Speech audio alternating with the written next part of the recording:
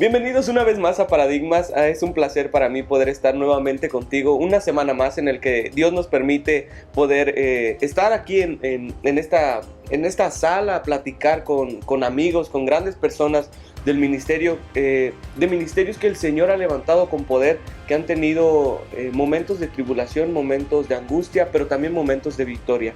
Y es que en esta semana nos toca tocar un tema muy importante, que es los últimos tiempos. Hablamos de arrebatamiento, hablamos también de la palabra esperanza, que para muchos se ha perdido. Hablamos de interés, hablamos de tiempos peligrosos, de estrategias aún en las iglesias que no se logran concretar para muchos, pero también grandes aciertos que siervos han hecho y que hoy por hoy siguen impactando, tal vez no en grandes cantidades, pero siguen haciendo su esfuerzo para que los jóvenes puedan entrar al reino de Dios. Así que en este momento me acompañan dos personas importantes para mí también y que me da mucho gusto poderlos presentar en esta sala, en este programa, y es nuestra hermana Ilse. Bienvenida, Ilse. Dios bendiga, Sabe. También nos acompaña Marquitos. Marquitos, bienvenido. Dios te bendiga, Saúl. Gracias. Pues bueno, muchachos, si ponemos el tema sobre la mesa es los últimos tiempos. Muchos subtemas a desarrollar en esto que para muchos son un tabú, un paradigma, cosas que a veces no se resuelven en las iglesias, ¿no? Pero cuando hablamos de los últimos tiempos, a fuerza tenemos que hablar del arrebatamiento. Teologías nuevas han dicho que el arrebatamiento no existe. Hay quienes siguen sosteniendo que esto sí existe. ¿Ustedes qué creen, muchachos? Ilse. Pues la palabra es clara cuando dice en Mateo 24:36, que dice que nadie sabe ni el día ni la hora, ni aun los ángeles, dice, sino solo mi Padre, en que Él volverá.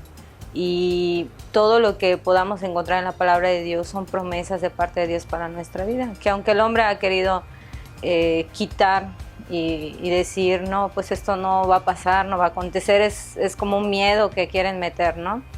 Pero sabemos que todo tendrá su cumplimiento. Ahora es saber cómo nos estamos preparando para ese cumplimiento, que es la venida de Jesús. Marco, ¿arrebatamiento existe, no existe? Sí existe. Igual en la palabra vemos que el necio dijo, no hay Dios.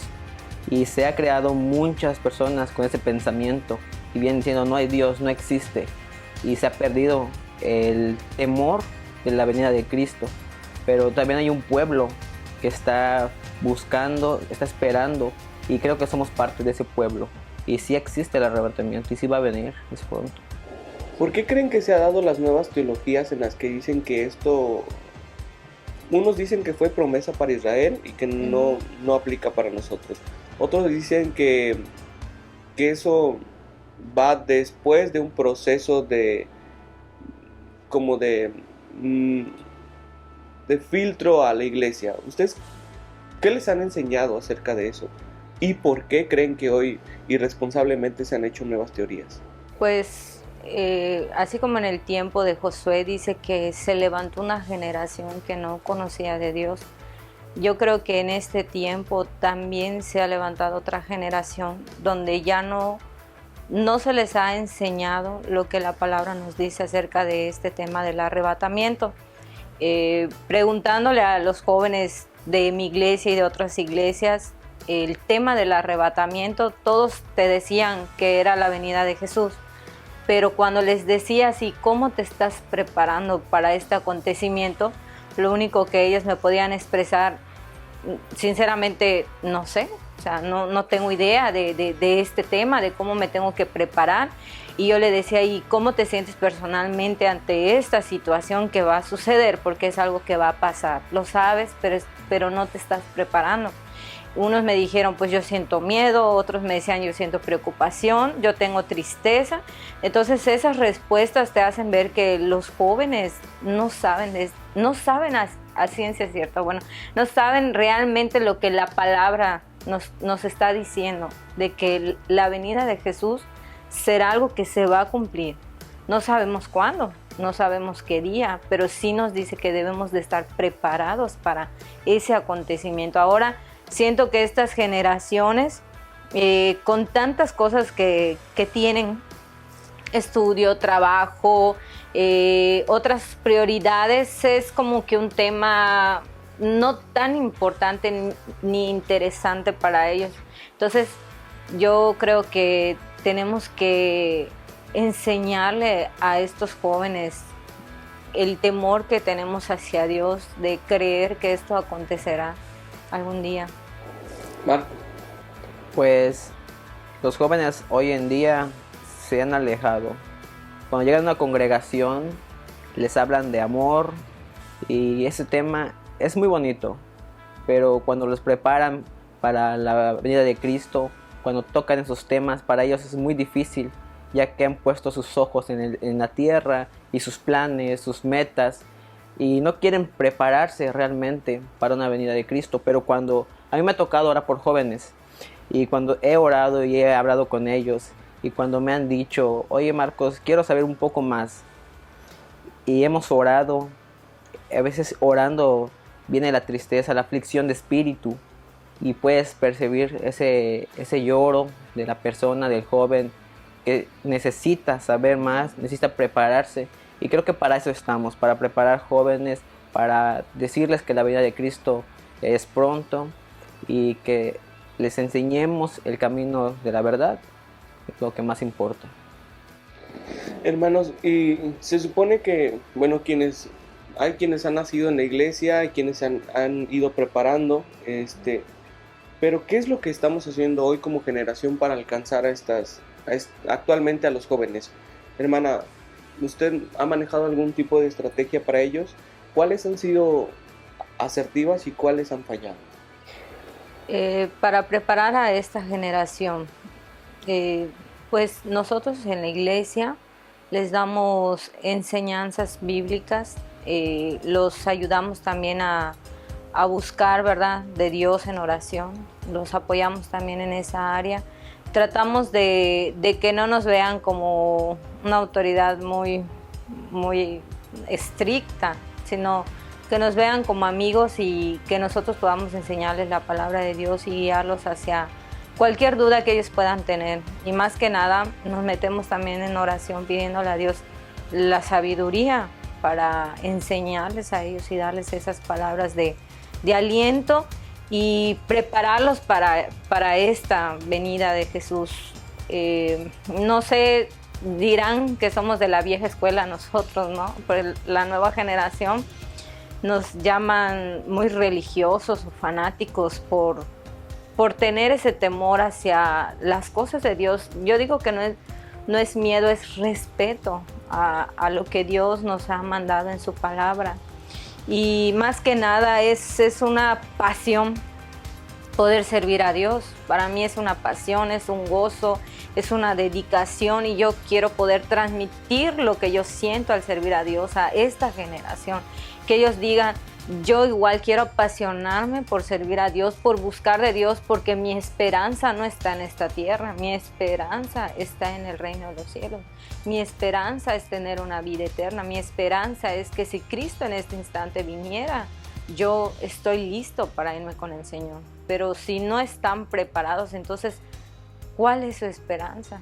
No tendrían una esperanza en esta tierra, porque nosotros pasamos en esta tierra, la vida un día se nos va a acabar, pero ¿qué será de nosotros después? Entonces tratamos de aconsejarles, de motivarlos, de hablarles, y también como pastores nos estamos preparando también secularmente, porque entendemos que ellos están estudiando y tal vez en la escuela les enseñan diferentes cosas. Y ellos dirán, se confunden, ¿no?, en lo que me enseñan en la escuela, pero lo que yo escucho en la iglesia, y todo esto a veces luchan entre decir, creo en Dios o creo en tal cosa, ¿no?, que me pueden enseñar en el mundo. Entonces nosotros también tratamos de prepararnos en lo secular para poder entenderlos en ese aspecto también. Hermano Marco, ¿estrategias que crees que no deberían de aplicarse para el evangelismo? Yo pienso que la nueva generación, la nueva escuela, como comentaba la hermana, viene mucho modernismo. A veces ellos solamente se apasionan, pero por una emoción, pero que no viene de parte de Dios, emocionalismo. Ellos ya no son como nosotros, que teníamos el temor y que la precaución de lo que vamos a hacer.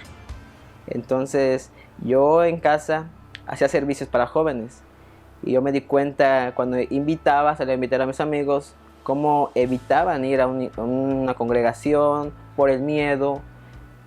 Y yo no les prohibía nada, les decía, así como estás, ve, anda.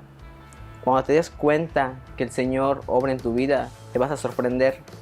Entonces ellos llegaban así como se visten, nunca les dije nada.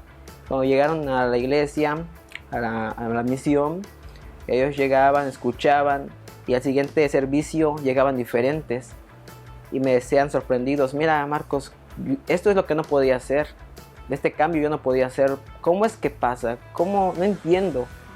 Y ves la necesidad de ellos, ves que sí son obedientes. La juventud es muy obediente, pero a veces hay pastores o hay hermanos muy religiosos que te van a decir, está mal esto, está mal esto. Y tú no tienes que hacerlo. El Señor va a obrar, va a transformar. Y es sorprendente cuando ellos por sí mismos toman una decisión de cambiar. Y eso es lo que hemos hecho. Entonces, no ser tan religiosos, ser apasionados por Cristo y dar resultados muy buenos. Sí. Hermana Ilse, ¿cree que la religiosidad nos ha apartado de esta generación?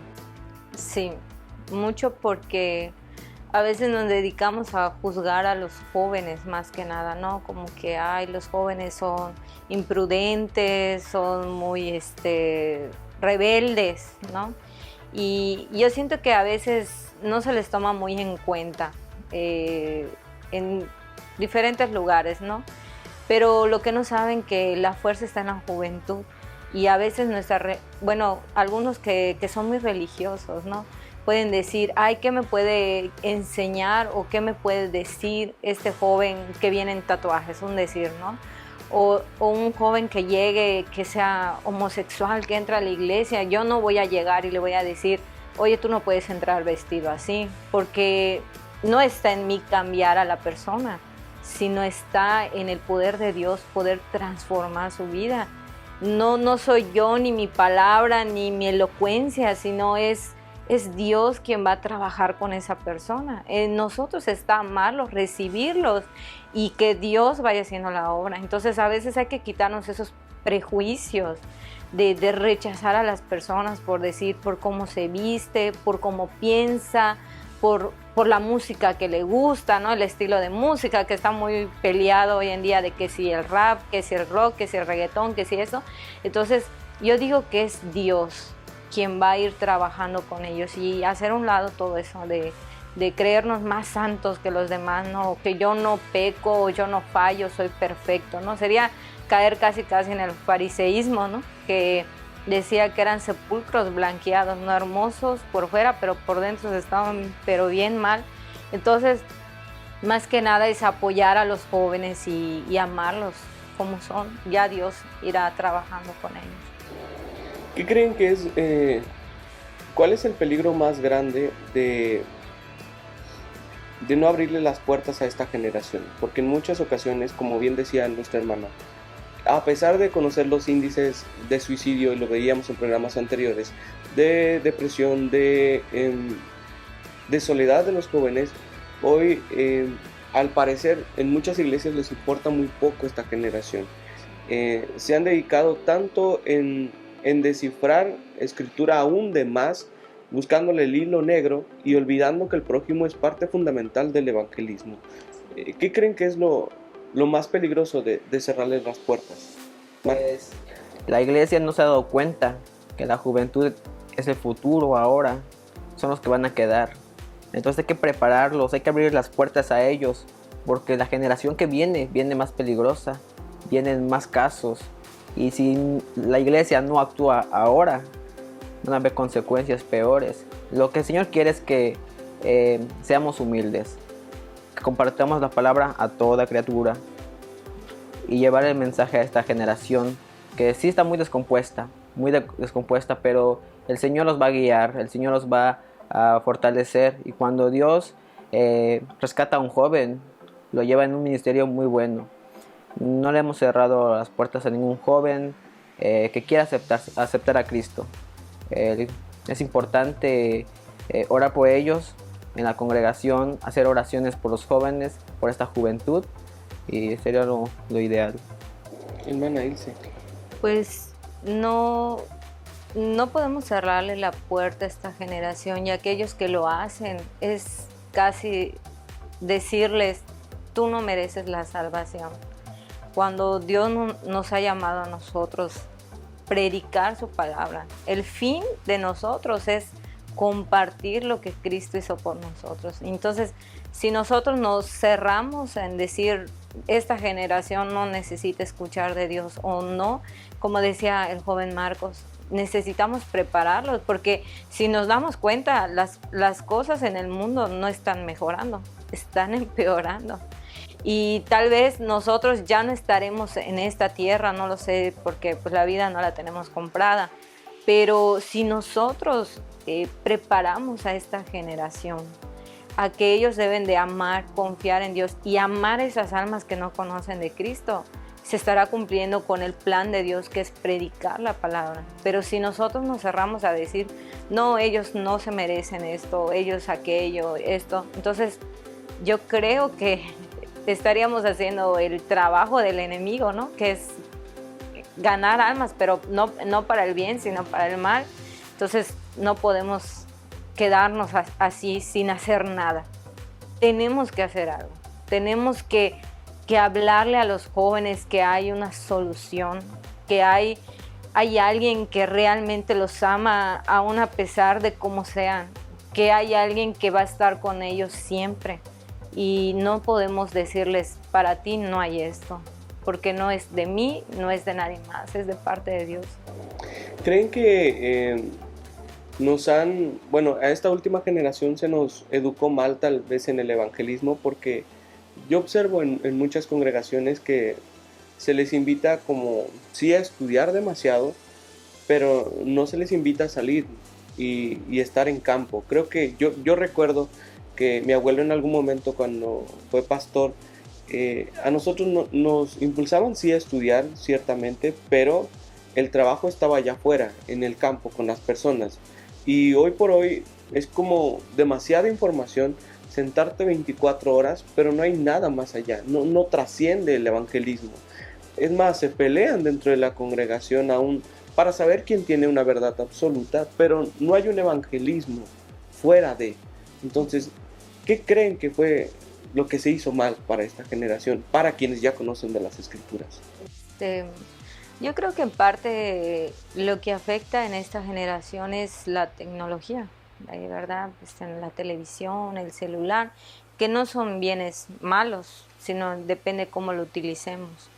Pues como decías, en mis tiempos lo más importante siempre era orar, visitar, escuchar la palabra de Dios. Bueno, nuestros padres nos enseñaron a tener una fe madura, de que aún a pesar de, como dice la palabra, que nos alejemos, pero regresamos.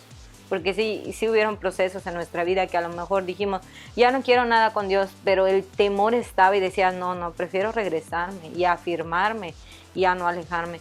Pero esta generación siento que se les habla mucho de como decías, de preparación secular.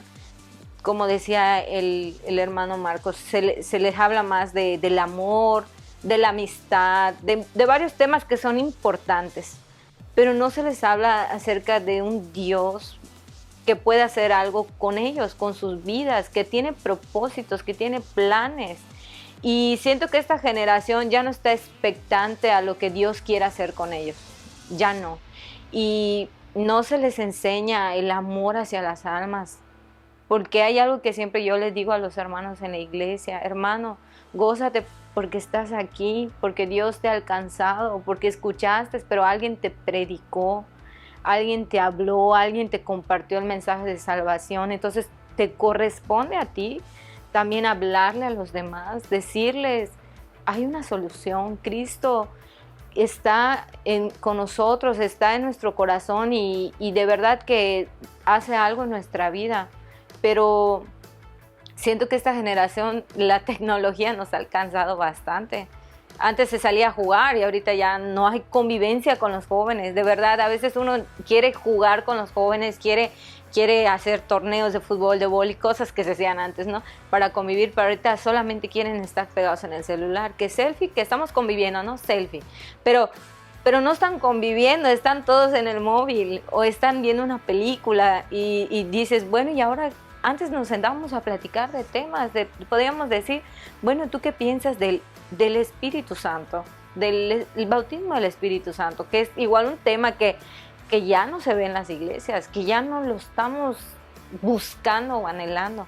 Entonces, pero ahora los jóvenes, ¿no? ¿De qué te hablan? De videojuegos, que de lo que publicó fulano en Instagram, Facebook, y que esto y lo otro, y ya esos son sus temas. No hay temas en su vida que digas, Dios está haciendo esto en mi vida, jóvenes. Y que eso motive a otro joven. Y ese joven se va a motivar, va a decir, bueno, yo estoy pasando por esto, pero si ese joven pudo salir adelante con Dios, yo también puedo salir adelante con Dios. Entonces, esto me lleva a una pregunta importante. ¿Creen que nosotros como iglesia también deberíamos de adaptarnos a las redes sociales y a lo que traen los jóvenes? Sí, yo digo que sí. Nos sirve, es un arma muy, muy buena que se puede utilizar. Sí, hoy en día las redes sociales cualquier joven entra, así que es muy importante. Rápidamente quería comentarles que el campo misionero es uno de los... ya no hay gente que quiere estar en el campo misionero, así que a esa juventud hay que motivarla, hay que enseñarle para que ellos sean parte del campo misionero. Muchachos, a mí me gustaría que pudiéramos concluir hablándole a los jóvenes, que esa es nuestra base fundamental de este programa. Allá hay jóvenes que han caído, que no saben qué hacer, pero también están los que no conocen de Dios y que en medio de su desobediencia saben que tienen un vacío. ¿Qué es lo que ustedes les dirían a esa juventud? Bueno, que no pierdan la esperanza. La esperanza, verdad, que nosotros tenemos es en confiar de que sucederá, que un día Cristo volverá por nosotros. Pero antes de eso nosotros tenemos que prepararnos y aceptar a Cristo en nuestro corazón. Que no importa si somos malos o buenos o nos creemos perfectos, Dios nos ama. Y si tenemos vida, tenemos una esperanza, tenemos una oportunidad de acercarnos a Dios y que no nos desanimemos, porque sé que hay jóvenes que caen en depresión y dicen, no valgo nada, ¿para qué estoy en este mundo? Dios tiene un propósito para tu vida, porque cuando a veces no tenemos un propósito para nuestra vida es cuando nos sentimos inútiles, nos sentimos que no podemos hacer nada bien o ni para la sociedad ni para nuestra propia vida. Pero el único que nos da un propósito de vida, y la verdad, yo lo digo por experiencia, es Dios. Es el único que puede llenar cada espacio en nuestro corazón y nos puede guiar hacia lo que Él quiere, hacia lo correcto. Entonces, yo animo a los jóvenes, tanto cristianos como aquellos que se han alejado, y a los jóvenes que aún no conocen de Cristo, que Él es la esperanza y de que ellos pueden seguir hacia adelante si ellos se abrazan de Dios y confían que Dios puede hacer algo en sus vidas. Ese es mi consejo para los jóvenes. Para los jóvenes, primero buscad el reino de Dios y su justicia, y todas las cosas serán añadidas. Es muy importante para los jóvenes. Lo que busquen los jóvenes, primero busquen a Dios, es lo principal, lo fundamental. Él les abrirá puertas en lo que ustedes le pidan, ustedes clamen.